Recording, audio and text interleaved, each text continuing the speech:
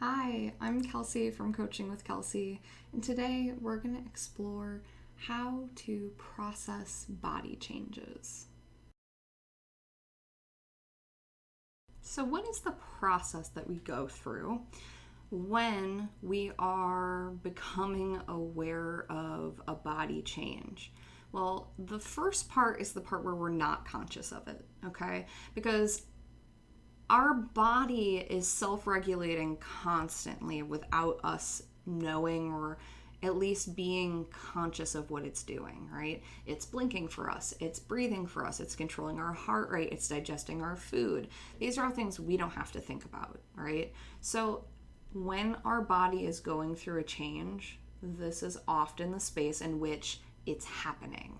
The change doesn't happen like that, it happens over time, and then suddenly we become aware of it, right? So the becoming aware of it is the second stage.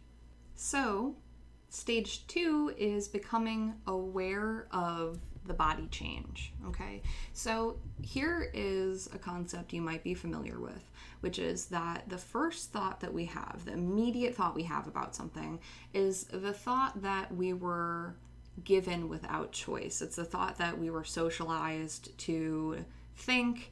And the second thought we have is the thought that we choose, the thought that we get to decide whether or not we want to believe the first thought.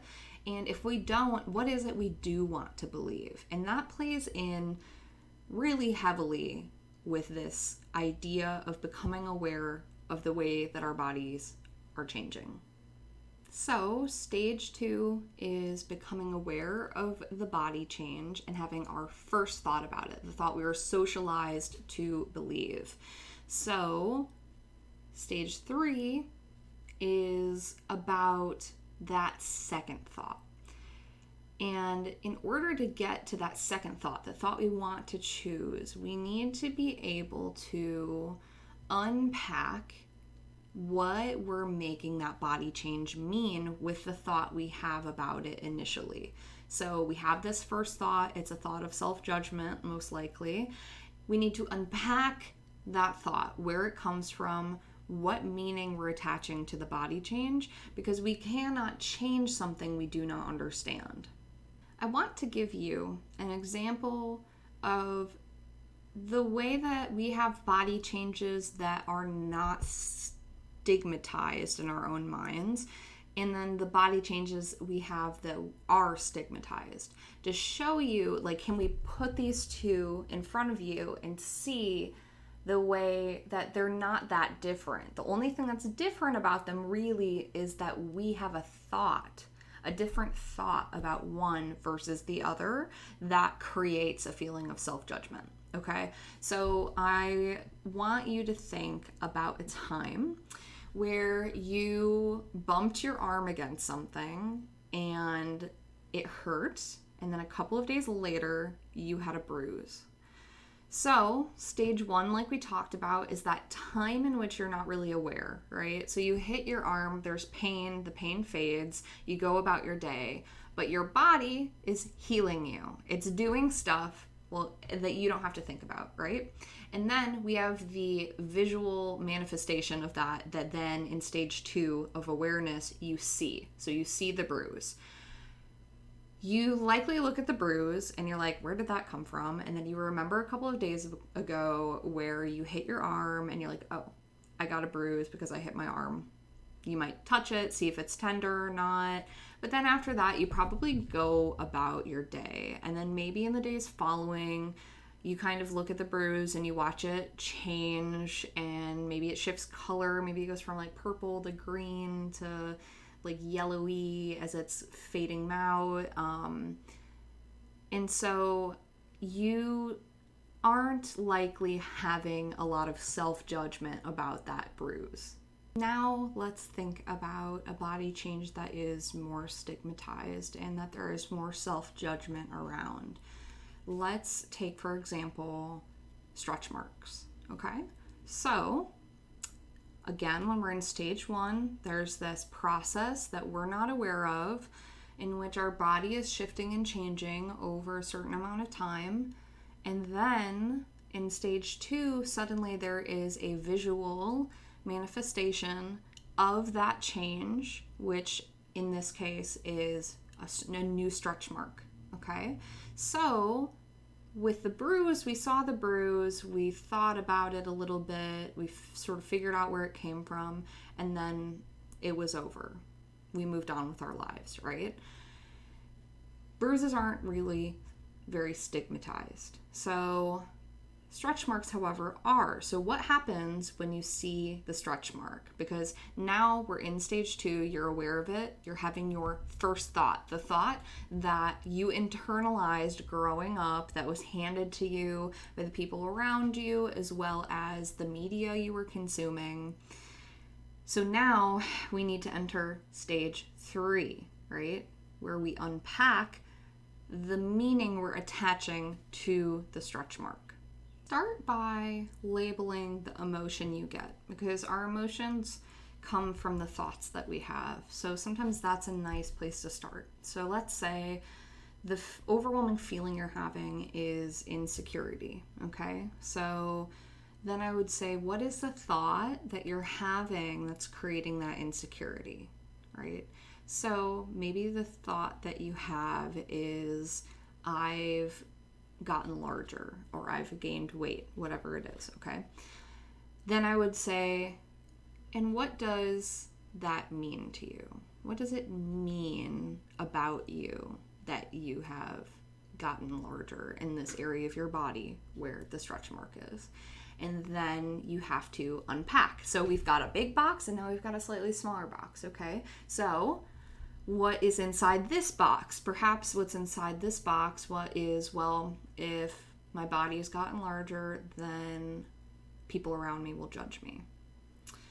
Okay, so what does that mean about you? If other people judge you based on your body, what does that mean? So now we're taking out another box.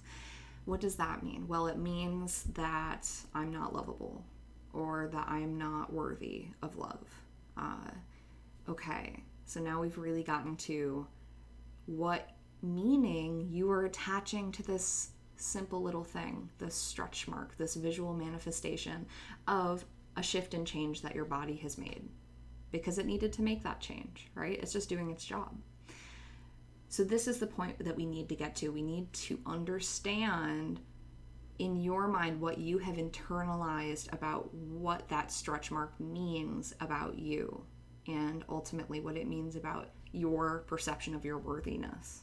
So this brings us to stage 4. And stage 3 and 4 are pretty intertwined, because we need to unpack and understand the meaning we're attaching in order to decide what we want to think, right? To come up with that second thought, the thought that comes after the one that was given to us when we were young, right? So we need to start internalizing something new. And internalizing something doesn't tend to happen like that. It takes time, it takes practice. You didn't start believing this thing about your body immediately. You were shown that over and over again until unwittingly you were placing these unwanted expectations on yourself and your body. So we need to be able to consciously do this with this new thought that you want to have. And it needs to be a thought that you can believe today. We don't need to jump from, I hate my body, or I'm not lovable because of my body, to my body is the best thing since sliced bread. Okay, like if you can't believe that today, that's okay. That makes sense, because you're coming from this faraway space. And so what we call this is a bridge thought.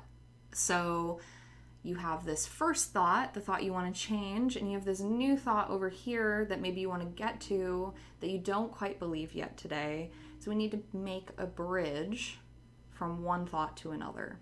So perhaps the bridge thought that we have, that we start practicing internalizing, is that the way that my body changes does not define my worth, okay?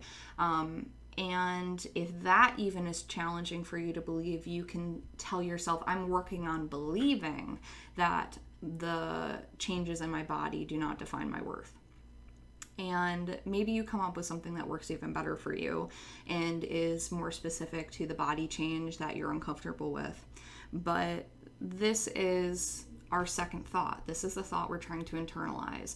And so stage 4 is going to happen over and over again over time until this thought becomes easier and easier for you to believe, because stage 4 is internalization. Okay, so you'll go through this process multiple times, a lot of times, and maybe for some people with certain body changes it's going to be easier, and maybe for other people or other body changes it's more difficult, but it's totally worth it. The last thing that I want to leave you with is that your body is a part of nature. It is natural and organic, and we do not look at a tree or a mountain and think, oh my God, has that changed? That's so horrible. And this, the fact that this tree's bark has chipped off in this area decreases its worth to me. We don't look at a mountain and think that the amount of snow that it has on it today is just not enough, and the worth of that mountain has suddenly decreased.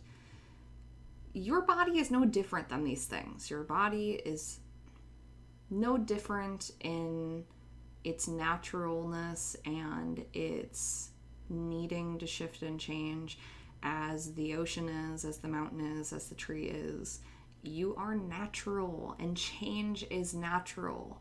And it is challenging for our brain to deal with change. Absolutely. That is a part of our natural being that the tree and the mountain and the ocean don't have, right?